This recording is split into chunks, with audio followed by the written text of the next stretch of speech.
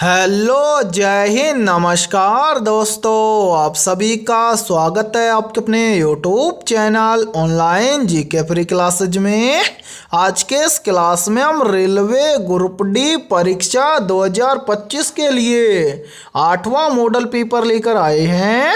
और मेरे भाई 8वें मॉडल पेपर के अंदर हमने बहुत ही शानदार क्वेश्चनों को कवर किया है। और ये सभी क्वेश्चन आपके रेलवे ग्रुप डी एग्जाम 2025 के लिए इम्पोर्टेंट रहेंगे। इसलिए जिन भी अभ्यर्थियों का एग्जाम 27 नवंबर या 27 नवंबर के बाद में होने वाला है, वो सभी अभ्यर्थी एक बार इस मॉडल पेपर को कंप्लीट जरूर देख लें, क्योंकि इस मॉडल पेपर के अंदर हमने बहुत ही शानदार और इम्पोर्टेंट क्वेश्चनों को कवर किया है। और आपके एग्जाम के अंदर भी इसी टाइप के क्वेश्चन पूछे जाते हैं। ठीक है, तो चलिए शुरू करते हैं आज के इस 8वें मॉडल पेपर को बिना देरी के। पहला प्रश्न है आप सभी के सामने, नीचे दी गई श्रृंखला श्रेणी में प्रश्नवाचक चिन्ह के स्थान पर कौन सी संख्या आएगी। यानी कि पहला प्रश्न आप सभी के सामने सीरीज से संबंधित प्रश्न दिया गया है और आपसे पूछा गया है कि इस सीरीज में इस प्रश्नवाचक चिन्ह के स्थान पर कौन सी संख्या आएगी। तो मेरे भाई इस टाइप के प्रश्न को आप एग्जाम में देखते हैं, फटाफट से कैसे सोल्व करेंगे। तो वो देखिए आपको जब भी एग्जाम के अंदर सीरीज से संबंधित प्रश्न दिया जाए तो आपको क्या करना है, सबसे पहले आपको ये देखना है कि सीरीज में आपको क्या क्या दिया गया है। तो यहाँ पर ध्यान से देखिए, सीरीज में दिया गया है सबसे पहले 112 के बाद में दिया गया है 103 के बाद में दिया गया है 94 के बाद में दिया गया है 85 के बाद में दिया गया है 76 और 76 के बाद में आपसे पूछा गया है कि इस प्रश्नवाचक चिन्ह के स्थान पर कौन सी संख्या आएगी। तो मेरे भाई यहाँ पर ध्यान से देखिए सीरीज को किस प्रकार से सोल्व किया गया है। सबसे पहले सीरीज में दिया गया है 112 से कितना बन रहा है 103। तो 112 से 103 कैसे बनेगा, तो ध्यान से देखिए, यदि हम 112 में से क्या कर दें, -9 कर दें, तो यहाँ पर बन जाएगा 103। फिर देखिए 103 के बाद में बन रहा है 94। तो 103 से 94 कैसे बनेगा, तो यहाँ पर भी देखिए, यदि हम 103 में से क्या कर दें, -9 कर दें, तो यहाँ पर बन जाएगा 94।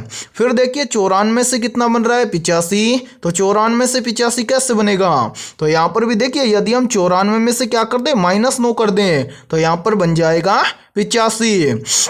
फिर देखिए 85 से कितना बन रहा है 76। तो 85 से 76 कैसे बनेगा, तो यहाँ पर भी देखिए, यदि हम 85 में से क्या कर दें, -9 कर दें, तो यहाँ पर बन जाएगा 76। फिर देखिए इसी प्रकार से आपसे पूछा गया है कि 76 से इस प्रश्न चिन्ह के स्थान पर कौन सी संख्या आएगी। तो मेरे भाई इस प्रश्न चिन्ह की वैल्यू ज्ञात करने से पहले नीचे जितनी भी संख्याएं आई हैं, इन सभी संख्याओं को ध्यान से देखिए और पता लगाइए यहाँ पर क्या हुआ है। तो मेरे भाई यहाँ पर देखिए सभी के अंदर क्या हुआ है, -9 हुआ है। तो 76 से प्रश्न चिन्ह की वैल्यू निकालने के लिए हम यहाँ पर भी क्या कर देंगे, -9 कर देंगे। तो प्रश्न चिन्ह की वैल्यू निकालने के लिए हम क्या करेंगे, 76 में से -9 कर देंगे। तो मेरे भाई ध्यान से देखिए, 76 में से -9 करेंगे तो कितना बचेगा, 67। यानी कि इस प्रश्नवाचक चिन्ह के स्थान पर संख्या भरी जाएगी 67। अब हमें देखना है कि 67 किसी ऑप्शन में दिया गया है, तो आंसर 67 हमें दिया गया है ऑप्शन सी के अंदर है। तो पहले प्रश्न के अंदर ऑप्शन सी हो जाएगा सभी का करेक्ट आंसर है। तो उम्मीद करता हूं कि ये पहला प्रश्न आपको अच्छे से क्लियर हो गया होगा। और जब भी इस टाइप का प्रश्न आपको एग्जाम में दिया जाएगा तो फटाफट से सोल्व कर लेंगे। ठीक है, और इसी के साथ में देखिए आप सभी के लिए बहुत ही इंपॉर्टेंट सूचना है। यदि आप पहली बार के अंदर रेलवे ग्रुप डी एग्जाम 2025 को क्रैक करना चाहते हैं, तो हमने आपके रेलवे ग्रुप डी एग्जाम 2025 के लिए GK, GS, science, mathematics, reasoning, current affairs और कंप्यूटर यानी कि ऑल सब्जेक्ट के ऊपर लगभग 25,000 प्लस रामबाण क्वेश्चनों का मास्टर पीडीएफ सेट तैयार किया है। और जो भी अभ्यर्थी ये कंप्लीट मास्टर पीडीएफ सेट लेना चाहता है, वो हमारे इस व्हाट्सएप नंबर पर कांटेक्ट करके ले सकता है। और मेरे भाई इस कंप्लीट मास्टर पीडीएफ सेट की प्राइस हमने रखी है मात्र और मात्र 80 रुपये। यानी कि 80 रुपए की फीस के अंदर आपको रेलवे ग्रुप डी एग्जाम 2025 के लिए ऑल सब्जेक्ट के ऊपर फुल सॉल्यूशन के साथ में रामबाण क्वेश्चनों का मास्टर पीडीएफ सेट दिया जाएगा। और मैं आप सभी को एक गारंटी देता हूं, यदि आप बचे हुए समय के अंदर इस कंप्लीट मास्टर पीडीएफ सेट को अच्छे से तैयार कर लेते हैं तो आप पहली बार के अंदर रेलवे ग्रुप डी एग्जाम 2025 को क्रैक कर जाएंगे। ठीक है, सभी क्वेश्चन आपको मोस्ट इंपोर्टेंट और सिलेक्टेड मिलने वाले हैं। ठीक है, तो चलिए फिर अगला प्रश्न देखते हैं।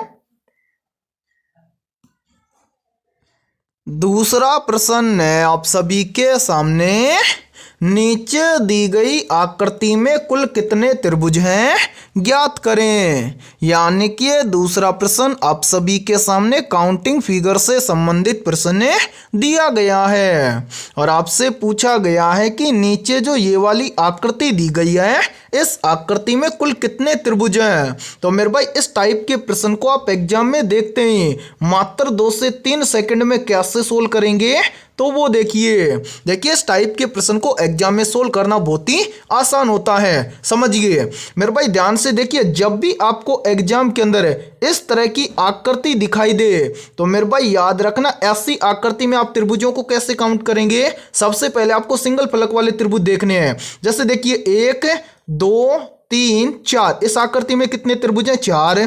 तो यहां पर हम क्या करेंगे, इस 4 का कर देंगे 2 गुना। तो 4 का 2 गुना कितना हो जाएगा 8 है। यानी कि इस एक आकृति में कितने त्रिभुज हैं 8 त्रिभुज हैं। ठीक है, इसी प्रकार से ध्यान से देखिए मेरे भाई, एक और समझिए, समझते ही आप इस आकृति में त्रिभुजों की संख्या को काउंट कर लोगे। अब यहां पर देखिए, मान लीजिए एक आकृति ये है, अब इस आकृति में आप त्रिभुजों की संख्या को कैसे काउंट कर लेंगे, कुछ नहीं करना, आपको सबसे पहले सिंगल फलक वाले त्रिभुज देखने हैं। जैसे देखिए 1 2 3 4 5 6 7 8, इस आकृति में सिंगल फलक वाले कितने त्रिभुज हैं 8 हैं। 8 का भी हम क्या कर देंगे 2 गुना, तो बन जाएगा 8 दूना के 16। ठीक है, इतना आप समझ गए। अब इस आकृति में कितने त्रिभुज हैं ये कैसे काउंट करेंगे, ध्यान से समझिए, मात्र 2 से 3 सेकंड में आप इस टाइप के प्रश्न को एग्जाम में सोल्व कर लोगे। उससे पहले एक बार इन सभी को यहां से हटा देते हैं ताकि आपको समझने में कोई भी प्रॉब्लम ना आए। ठीक है मेरे भाई, अब यहां पर समझिए, ध्यान से देखिए, यहां पर हम कलर चेंज करते हैं। अब देखिए मेरे भाई, सबसे पहले तो एक चौकोर आकृति यहां से यहां तक देखना, एक आकृति ये बन रही है। ठीक है, अब इसके अंदर ये लाइंस हैं। ठीक है, इसके अंदर आपको क्या करना है, सबसे पहले सिंगल फलक वाले त्रिभुजों को काउंट करना है। जैसे यहां पर देखिए 1 2 3 4 5 6, कितने त्रिभुज हैं सिंगल फलक वाले 6। 6 का 2 गुना करेंगे कितना बन जाएगा, तो बन जाएगा 6 दूना के 12। ठीक है, अब इसी प्रकार से यहां पर देखिए मेरे भाई, इसी प्रकार से एक चौकोर आकृति यहां से यहां तक ये वाली बन रही है। ध्यान से समझना, इसको 2 मिनट का टाइम लगेगा समझाने में, लेकिन इस टाइप के प्रश्न को आप आसानी से सोल्व कर लोगे। ठीक है मेरे भाई, चौकोर आकृति है, इसके अंदर ये लाइंस डली हुई है, तो यहां पर भी हम क्या करेंगे, सिंगल फलक वाले त्रिभुजों को काउंट करेंगे। देखिए 1 2 3 4 5 6, इसके अंदर भी कितने त्रिभुज हैं 6। 6 का 2 गुना करेंगे कितना बन जाएगा, 6 दूना के 12। ठीक है मेरे भाई, ये इन दोनों आकृतियों के अंदर त्रिभुज बन गए कितने, 12 + 12। ठीक है, उसके बाद में हम क्या करेंगे, दोनों आकृतियों को मिलाकर कितने त्रिभुज बन रही है ये भी देखेंगे। उससे पहले यहां पर देखिए, इसको थोड़ा सा हटा देते हैं ताकि आपको समझने में कोई भी प्रॉब्लम ना आए। अब मेरे भाई ध्यान से देखिए, यहां पर देखिए, यदि हम इन दोनों आकृतियों को यहां से यहां तक मिलाएंगे तो एक त्रिभुज बन जाएगा मेरे भाई यहां से यहां तक। ठीक है, इसी के जस्ट ऊपर देखिए एक त्रिभुज यहां से यहां तक बन जाएगा, दोनों आकृतियों को मिलाने से यहां से यहां तक। ठीक है मेरे भाई, कितने त्रिभुज हैं ये 2, तो यहां पर हम क्या कर देंगे +2 कर देंगे। इसी प्रकार से देखिए हम कलर चेंज करते हैं ताकि आपको समझने में कोई भी प्रॉब्लम ना आए। ठीक है, अब यहां पर देखिए मेरे भाई, इन दोनों आकृतियों को यदि हम यहां से यहां तक मिलाएंगे तो एक त्रिभुज बन जाएगा ये, और जस्ट इसके नीचे देखिए यहां से मिलाएंगे मेरे भाई, यहां से यहां तक मिलाएंगे तो एक त्रिभुज इसके जस्ट नीचे बन जाएगा ये वाला। कितने बन गए 2, यहां पर हम क्या कर देंगे +2 और कर देंगे।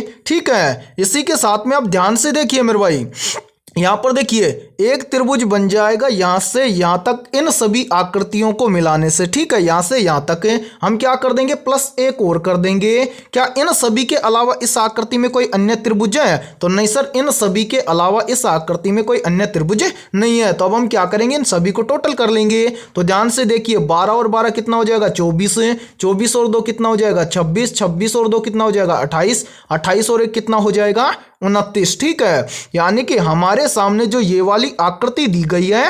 इस आकृति के अंदर कुल त्रिभुजों की संख्या है 29।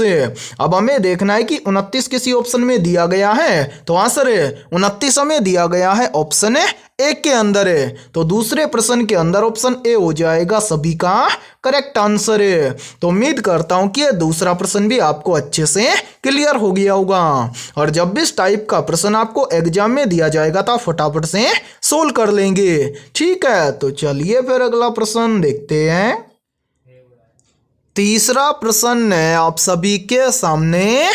एक निश्चित कूट भाषा में VELO को 27 लिखा जाता है, तो उसी कूट भाषा में COME को कैसे लिखा जाएगा। यानी कि तीसरा प्रश्न आप सभी के सामने कोडिंग रिकॉर्डिंग से संबंधित प्रश्न दिया गया है। तो मेरे भाई इस टाइप के प्रश्न को आप एग्जाम में देखते हैं, फटाफट से कैसे सोल्व करेंगे तो वो देखिए आपको जब भी एग्जाम के अंदर कोडिंग रिकॉर्डिंग से संबंधित प्रश्न दिया जाए तो आपको क्या करना है, सबसे पहले आपको यहाँ पर पता करना है कि VELO को यहाँ पर 27 कैसे लिखा गया है। यानी कि जिस प्रकार से VELO से यहाँ पर 27 लिखा गया है उसी प्रकार से हम यहाँ पर बताएंगे कि COME को कैसे लिखा जाएगा। और मेरे भाई मैंने आपको एक बार पहले भी बताया था कि जब भी आपको कोडिंग डिकोडिंग से संबंधित प्रश्न दिया जाए और आपको अल्फाबेट लेटर से नंबर ज्ञात करना हो तो आपको क्या करना है, सबसे पहले आपके सामने जितने भी अल्फाबेट लेटर दिए गए हैं उन सभी का आपको कर लेना है नंबरिंग। जैसे यहाँ पर देखिए सबसे पहले हमें यहाँ पर पता करना है कि VELO से यहाँ पर 27 कैसे लिखा गया है। तो सबसे पहले हम क्या करेंगे, इन सभी अल्फाबेट लेटर का करेंगे नंबरिंग।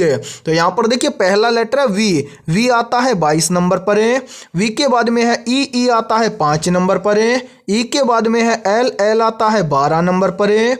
L के बाद में है O आता है 15 नंबर पर है। अब यहाँ पर हम क्या करेंगे, इन सभी संख्याओं को आपस में जोड़ लेंगे। तो मेरे भाई यहाँ पर ध्यान से देखिए 22 और 5 मिलकर बन जाएगा 27, 27 और 12 मिलकर बन जाएगा 39, 39 और 15 मिलकर बन जाएगा 54। अब 54 से 27 कैसे बनेगा, तो ध्यान से देखिए यदि हम 54 को क्या कर दें, 2 से भाग कर दें तो यहाँ पर बन जाएगा 27। और मेरे भाई ध्यान से देखिए 27 यहाँ पर आप सभी के सामने दिया भी गया है। अब यही सेम लॉजिक हम लगाएंगे यहाँ पर यानी कि COME के अंदर, और COME को कैसे लिखा जाएगा ये हमें ज्ञात करेंगे। तो करेंगे क्या, सबसे पहले तो मेरे भाई यहाँ पर दिए गए सभी अल्फाबेट लेटर का करेंगे नंबरिंग। तो ध्यान से देखिए पहला लेटर C आता है 3 नंबर पर है। ठीक है, C के बाद में है O आता है 15 नंबर पर है। ठीक है, उसके बाद में क्या है, O के बाद में है M आता है 13 नंबर पर है। M के बाद में है E आता है 5 नंबर पर है। अब यहाँ पर हम क्या करेंगे, इन सभी को आपस में जोड़ लेंगे। तो ध्यान से देखिए 3 और 15 मिलकर बन जाएगा 18, 18 और 13 मिलकर बन जाएगा 31, 31 और 5 मिलकर बन जाएगा 36। अब यहाँ पर हम क्या कर देंगे मेरे भाई, इस 36 को हम 2 से कर देंगे भाग, तो यहाँ पर आ जाएगा 18, यानी कि COME को लिखा जाएगा 18। अब हमें देखना है कि 18 किसी ऑप्शन में दिया गया है, तो आंसर 18 में दिया गया है ऑप्शन डी के अंदर है। तो तीसरे प्रश्न के अंदर ऑप्शन डी हो जाएगा सभी का करेक्ट आंसर है। तो उम्मीद करता हूं कि यह तीसरा प्रश्न भी आपको अच्छे से क्लियर हो गया होगा। और जब भी इस टाइप का प्रश्न आपको एग्जाम में दिया जाएगा तो आप फटाफट से सोल्व कर लेंगे। ठीक है, तो चलिए फिर अगला प्रश्न देखते हैं। चौथा प्रश्न है आप सभी के सामने। एक निश्चित कोड भाषा में AN को 16 और NO को 212 के रूप में कोडित किया गया है, तो उसी कूट भाषा में US को किस प्रकार कोडित किया जाएगा। यानी कि चौथा प्रश्न आप सभी के सामने कोडिंग डिकोडिंग से संबंधित प्रश्न दिया गया है। तो इस टाइप के प्रश्न को आप एग्जाम में देखते हैं, फटाफट से कैसे सोल्व करेंगे तो वो देखिए इस टाइप के प्रश्न को एग्जाम में सोल्व करना बहुत ही आसान होता है। यदि आपको कंप्लीट अल्फाबेट लेटर नंबरिंग के साथ में याद है तो इस टाइप के प्रश्न को आप एग्जाम में देखते ही फटाफट से सोल्व कर लेंगे। कैसे, तो देखिए जब भी आपको एग्जाम के अंदर इस टाइप का प्रश्न दिया जाए तो आपको क्या करना है, सबसे पहले आपको यहाँ पर पता करना है कि AN को यहाँ पर 16 कैसे लिखा गया है। फिर उसी प्रकार से आपको यहाँ पर पता करना है कि NO को यहाँ पर 212 कैसे लिखा गया है। फिर उसी प्रकार से हम यहाँ पर बताएंगे कि US को किस प्रकार से लिखा जाएगा। तो ध्यान से देखिए इस प्रश्न को किस प्रकार से सोल्व किया गया है। तो सबसे पहले हम क्या करेंगे, यहाँ पर पता करेंगे कि AN को यहाँ पर 16 कैसे लिखा गया है। तो मेरे भाई यहाँ पर हम क्या करेंगे, सबसे पहले इन दोनों अल्फाबेट लेटर का करेंगे नंबरिंग। तो ध्यान से देखिए A आता है 1 नंबर पर और N आता है कितने नंबर पर, 14 नंबर पर है। तो यहाँ पर देखिए यहाँ पर क्या किया गया है, सबसे पहले इन दोनों संख्याओं को आपस में गुणा किया गया है। तो 1 और 14 का आपस में गुणा करेंगे तो बन जाएगा 14 एका 14। और यहाँ पर देखिए 14 के अंदर +2 कर देंगे तो 14 और 2 मिलकर बन जाएगा 16। ठीक है, अब इसी प्रकार से हम क्या करेंगे, यहां पर पता करेंगे कि NO बराबर 212 इसी प्रकार से लिखा गया है क्या। ठीक है, तो यहां पर हम क्या करेंगे, सबसे पहले तो इन दोनों अल्फाबेट लेटर का करेंगे नंबरिंग। तो ध्यान से देखिए पहला लेटर है N आता है अल्फाबेट लेटर के अंदर कितने नंबर पर, 14 नंबर पर है। N के बाद में है O आता है कितने नंबर पर, 15 नंबर पर है। अब यहाँ पर भी हम क्या करेंगे, इन दोनों संख्याओं को आपस में गुणा कर देंगे। तो 14 और 15 को आपस में गुणा कर देंगे तो यहाँ पर आ जाएगा 210। और ध्यान से देखिए 210 के अंदर यदि हम +2 कर देंगे तो मिलकर बन जाएगा 210 और 2 मिलकर बन जाएगा कितना, 212। ठीक है मेरे भाई, यहाँ पर ध्यान से देखिए बन जाएगा कितना, 212। और यहाँ पर 212 में दिया भी गया है। तो उम्मीद करता हूं कि यहाँ पर आप आसानी से बता दोगे कि US बराबर क्या लिखा जाएगा। तो सबसे पहले हम क्या करेंगे, दोनों अल्फाबेट लेटर का करेंगे नंबरिंग। तो ध्यान से देखिए U आता है कितने नंबर पर है मेरे भाई, U आता है अल्फाबेट लेटर के अंदर 21 नंबर पर है और S आता है अल्फाबेट लेटर के अंदर 19 नंबर पर है। तो यहाँ पर हम क्या कर देंगे, इन दोनों संख्याओं को आपस में गुणा कर देंगे। तो 21 और 19 को आपस में गुणा करेंगे तो यहाँ पर बन जाएगा 399। अब सभी के अंदर +2 किया गया है तो यहाँ पर भी हम क्या कर देंगे, +2 कर देंगे। तो 399 और 2 मिलकर बन जाएगा 401, यानी कि US को लिखा जाएगा 401। अब हमें देखना है कि 401 किसी ऑप्शन में दिया गया है। तो आंसर 401 हमें दिया गया है ऑप्शन C के अंदर है। तो चौथे प्रश्न के अंदर आप सभी का करेक्ट आंसर हो जाएगा ऑप्शन C। उम्मीद करता हूं ये चौथा प्रश्न भी आपको अच्छे से क्लियर हो गया होगा। और जब भी इस टाइप का प्रश्न आपको एग्जाम में दिया जाएगा तो आप फटाफट से सोल्व कर लेंगे। ठीक है, तो चलिए फिर अगला प्रश्न देखते हैं। पांचवा प्रश्न है आप सभी के सामने, नीचे दिए गए प्रश्न में प्रश्न चिन्ह के स्थान पर आने वाली संबंधित संख्या को ज्ञात करें। यानी कि पांचवा प्रश्न आप सभी के सामने नंबर एनालॉजी से संबंधित प्रश्न दिया गया है और आपसे पूछा गया है कि इस प्रश्नवाचक चिन्ह के स्थान पर कौन सी संख्या आएगी। तो मेरे भाई इस टाइप के प्रश्न को आप एग्जाम में देखते ही फटाफट से कैसे सोल्व करेंगे तो वो देखिए जब भी इस टाइप का प्रश्न आपको एग्जाम में दिया जाए तो आपको क्या करना है, सबसे पहले आपको यहाँ पर पता करना है कि 922 से यहाँ पर 169 कैसे बना है। यानी कि जिस प्रकार से 922 से यहाँ पर 169 बना है उसी प्रकार से हम यहाँ पर बताएंगे कि 815 से इस प्रश्नवाचक चिन्ह के स्थान पर कौन सी संख्या आएगी। तो मेरे भाई यहाँ पर देखिए इस प्रश्न को किस प्रकार से सोल्व किया गया है। तो सबसे पहले हम क्या करेंगे, यहाँ पर पता करेंगे कि 922 से यहाँ पर 169 कैसे बना है। तो मेरे भाई 922 से यहाँ पर 169 बनाने के लिए क्या किया गया है, सबसे पहले 922 की सभी संख्याओं को आपस में जोड़ा गया है। तो यहाँ पर ध्यान से देखिए 922 की सभी संख्याओं को आपस में जोड़ेंगे तो यहाँ पर देखिए 9 और 2 मिलकर बन जाएगा 11, 11 और 2 मिलकर बन जाएगा 13। अब 13 से 169 कैसे बनेगा, तो यहाँ पर देखिए यदि हम 13 का स्क्वायर कर देंगे तो यहाँ पर बन जाएगा 169। और ध्यान से देखिए 169 यहाँ पर आप सभी के सामने दिया भी गया है। अब मेरे भाई यही सेम लॉजिक हम लगाएंगे 815 के अंदर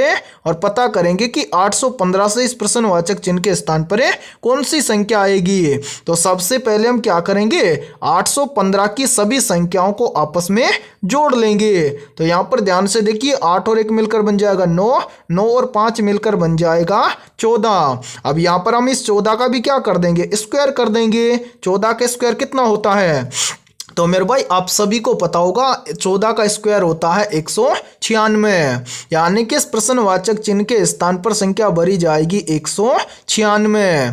अब हमें देखना है कि संख्या 196 किसी ऑप्शन में दी गई है, तो आंसर है संख्या 196 में दी गई है, ऑप्शन बी के अंदर है। तो पांचवें प्रश्न के अंदर ऑप्शन बी हो जाएगा सभी का करेक्ट आंसर है। तो उम्मीद करता हूं कि ये पांचवा प्रश्न भी आपको अच्छे से क्लियर हो गया होगा। और जब भी इस टाइप का प्रश्न आपको एग्जाम में दिया जाएगा तो फटाफट से सोल्व कर लेंगे। ठीक है, तो चलिए फिर अगला प्रश्न देखते हैं। छठा प्रश्न है आप सभी के सामने, गंगोत्री नेशनल पार्क किस राज्य में स्थित है? ऑप्शन ए त्रिपुरा राज्य में, ऑप्शन बी है उत्तराखंड राज्य में, ऑप्शन सी है मध्य प्रदेश राज्य में, और ऑप्शन डी है तेलंगाना राज्य में। तो यहाँ पर देखिए इन चारों में से करेक्ट आंसर हो जाएगा सभी का ऑप्शन है B, Gangotri national park Uttarakhand राज्य में स्थित है। तो छठे प्रश्न के अंदर करेक्ट आंसर हो जाएगा सभी का ऑप्शन है बी। तो चलिए फिर अगला प्रश्न देखते हैं। सातवां प्रश्न है आप सभी के सामने, राज्यसभा का अध्यक्ष निम्न में से कौन होता है? ऑप्शन ए प्रधानमंत्री, ऑप्शन बी है राष्ट्रपति, ऑप्शन सी है उपराष्ट्रपति, और ऑप्शन डी है राज्यपाल। तो यहाँ पर देखिए इन चारों में से करेक्ट आंसर हो जाएगा सभी का ऑप्शन है सी, यानी कि जो राज्यसभा है इसका अध्यक्ष होता है उपराष्ट्रपति। तो सातवें प्रश्न के अंदर करेक्ट आंसर हो जाएगा सभी का ऑप्शन है सी। तो चलिए फिर अगला प्रश्न देखते हैं। आठवां प्रश्न है आप सभी के सामने, विश्व साक्षरता दिवस कब मनाया जाता है? ऑप्शन ए 8 सितंबर को, ऑप्शन बी है 6 अगस्त को, ऑप्शन सी है 12 अगस्त को, और ऑप्शन डी है 28 दिसंबर को। तो यहाँ पर देखिए इन चारों में से करेक्ट आंसर हो जाएगा सभी का ऑप्शन है ए, विश्व साक्षरता दिवस मनाया जाता है प्रत्येक वर्ष 8 सितंबर को। तो आठवें प्रश्न के अंदर करेक्ट आंसर हो जाएगा सभी का ऑप्शन है ए। तो चलिए फिर अगला प्रश्न देखते हैं। नौवां प्रश्न है आप सभी के सामने, आगरा के लाल किले में मोती मस्जिद को किसके द्वारा बनवाया गया था? मेरे भाई वेरी वेरी इंपॉर्टेंट प्रश्न है ये, और ये प्रश्न आरआरबी ग्रुप डी एग्जाम 2022 के अंदर पूछा गया प्रश्न है। तो जल्दी से बताइए इन चारों में से करेक्ट आंसर है क्या होगा? आप सभी से पूछा गया है कि आगरा के लाल किले में मोती मस्जिद को किसके द्वारा बनवाया गया था। तो यहाँ पर देखिए इन चारों में से करेक्ट आंसर हो जाएगा सभी का ऑप्शन है सी, यानी कि आगरा के लाल किले में मोती मस्जिद को बनवाया था शाहजहां ने। तो नौवें प्रश्न के अंदर करेक्ट आंसर हो जाएगा सभी का ऑप्शन है सी। और मेरे भाई इस क्लास के अंदर आपको एंड तक बने रहना है, क्योंकि इस क्लास के अंदर हमने बहुत ही शानदार क्वेश्चनों को कवर किया है और सभी क्वेश्चन आपके एग्जाम के लिए इम्पोर्टेंट रहेंगे। ठीक है, तो चलिए फिर अगला प्रश्न देखते हैं। 10वां प्रश्न है आप सभी के सामने, सर्वप्रथम जजिया कर किसने लगवाया था? मेरे भाई वेरी वेरी इंपॉर्टेंट प्रश्न है ये, और इस प्रश्न पर आप स्टार जरूर लगा लेना, क्योंकि ये प्रश्न इस बार एग्जाम के अंदर 100% पूछा जाएगा। तो जल्दी से बताइए इन चारों में से करेक्ट आंसर है क्या होगा? आप सभी से पूछा गया है कि सर्वप्रथम जजिया कर किसने लगवाया था। तो यहाँ पर देखिए इन चारों में से करेक्ट आंसर हो जाएगा सभी का ऑप्शन है ए, सर्वप्रथम जजिया कर लगवाया था मोहम्मद बिन कासिम ने। तो 10वें प्रश्न के अंदर करेक्ट आंसर हो जाएगा सभी का ऑप्शन है ए। और मेरे भाई यहाँ पर देखिए, यदि ये क्लास आपको पसंद आ रही है तो जल्दी से एक बार इस क्लास को लाइक कर दीजिए, और यदि आप हमारे इस यूट्यूब चैनल से पहली बार जुड़े हैं तो इस यूट्यूब चैनल को कर लीजिए सब्सक्राइब और बेल आइकन को प्रेस करना, ताकि ऐसी शानदार क्लास का नोटिफिकेशन आपको सबसे पहले देखने को मिले। तो चलिए फिर अगला प्रश्न देखते हैं। 11वां प्रश्न है आप सभी के सामने, निम्नलिखित में से रैम का पूर्ण रूप क्या है। या फिर देखिए इसी प्रश्न को एग्जाम के अंदर घुमाकर ऐसे भी पूछ लिया जाता है। प्रश्न पूछा जाता है कि रैम का पूरा नाम क्या होता है। तो यहाँ पर देखिए इन चारों में से करेक्ट आंसर हो जाएगा सभी का ऑप्शन है ए। रैम का पूर्ण रूप होता है रैंडम एक्सेस मेमोरी। तो 11वें प्रश्न के अंदर करेक्ट आंसर हो जाएगा सभी का ऑप्शन है ए। और मेरे भाई आपके रेलवे ग्रुप डी एग्जाम की प्रत्येक शिफ्ट के अंदर कंप्यूटर से लगभग 3 से 4 प्रश्न पूछे जाते हैं। ठीक है, तो चलिए फिर अगला प्रश्न देखते हैं। 12वां प्रश्न है आप सभी के सामने, शुद्ध जल का पीएच मान कितना होता है। तो यहाँ पर देखिए इन चारों में से करेक्ट आंसर हो जाएगा सभी का ऑप्शन है सी। शुद्ध जल का पीएच मान होता है 7। तो 12वें प्रश्न के अंदर करेक्ट आंसर हो जाएगा सभी का ऑप्शन है सी। और मेरे भाई यहाँ पर देखिए एक प्रश्न का आंसर आप सभी को कमेंट सेक्शन के अंदर कमेंट करके बताना है। आप सभी को बताना है कि रक्त का पीएच मान कितना होता है। ठीक है, तो चलिए फिर अगला प्रश्न देखते हैं। 13वां प्रश्न है आप सभी के सामने, किस भारतीय शहर को भारत का स्कॉटलैंड कहा जाता है। मेरे भाई वेरी वेरी इंपॉर्टेंट प्रश्न है ये, तो जल्दी से बताइए इन चारों में से करेक्ट आंसर क्या होगा। आप सभी से पूछा गया है किस भारतीय शहर को भारत का स्कॉटलैंड कहा जाता है। तो यहाँ पर देखिए इन चारों में से करेक्ट आंसर हो जाएगा सभी का ऑप्शन है सी। कर्नाटक राज्य के कुर्ग शहर को भारत का स्कॉटलैंड कहा जाता है। तो 13वें प्रश्न के अंदर करेक्ट आंसर हो जाएगा सभी का ऑप्शन है सी। तो चलिए फिर अगला प्रश्न देखते हैं। 14वां प्रश्न है आप सभी के सामने, हरिप्रसाद चौरसिया का संबंध किस वाद्य यंत्र से है। ऑप्शन ए शहनाई से, ऑप्शन बी है ढोलक से, ऑप्शन सी है बांसुरी से और ऑप्शन डी है वायलिन से। तो यहाँ पर देखिए इन चारों में से करेक्ट आंसर हो जाएगा सभी का ऑप्शन है सी। हरिप्रसाद चौरसिया का संबंध है बांसुरी वाद्य यंत्र से। तो 14वें प्रश्न के अंदर करेक्ट आंसर हो जाएगा सभी का ऑप्शन है सी। और मेरे भाई यहाँ पर देखिए आप सभी के लिए बहुत ही इंपॉर्टेंट सूचना है। यदि आप पहली बार के अंदर रेलवे ग्रुप डी एग्जाम 2025 को क्रैक करना चाहते हैं और आपके एग्जाम के जितने भी दिन आपके पास बचे हुए हैं, यानी कि जिन भी अभ्यर्थियों का एग्जाम 27 नवंबर या 27 नवंबर के बाद में होने वाला है, उन सभी अभ्यर्थियों के लिए हमने रेलवे ग्रुप डी एग्जाम के लिए ऑल सब्जेक्ट के ऊपर लगभग 25,000 प्लस रामबाण क्वेश्चनों का मास्टर पीडीएफ सेट तैयार किया है।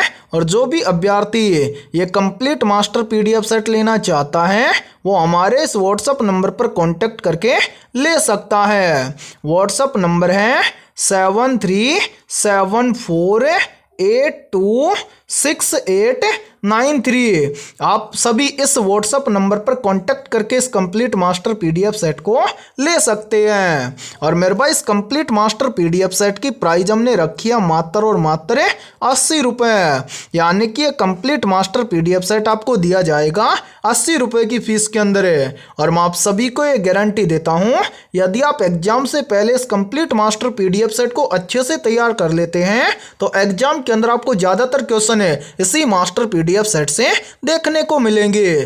ठीक है, तो चलिए फिर अगला प्रश्न देखते हैं। 15वां प्रश्न है आप सभी के सामने, विद्युत बल्ब में कौन सी गैस का उपयोग होता है। ऑप्शन ए है हाइड्रोजन गैस का, ऑप्शन बी है नाइट्रोजन गैस का, ऑप्शन सी है ऑक्सीजन गैस का और ऑप्शन डी है हीलियम गैस का। तो यहाँ पर देखिए इन चारों में से करेक्ट आंसर हो जाएगा सभी का ऑप्शन है बी। विद्युत बल्ब में नाइट्रोजन गैस का उपयोग होता है। तो 15वें प्रश्न के अंदर करेक्ट आंसर हो जाएगा सभी का ऑप्शन है बी। तो मेरे भाई आज की इस क्लास के अंदर इतना ही, फिर मिलते हैं ऐसे शानदार और बेहतरीन क्वेश्चनों के साथ नेक्स्ट क्लास में।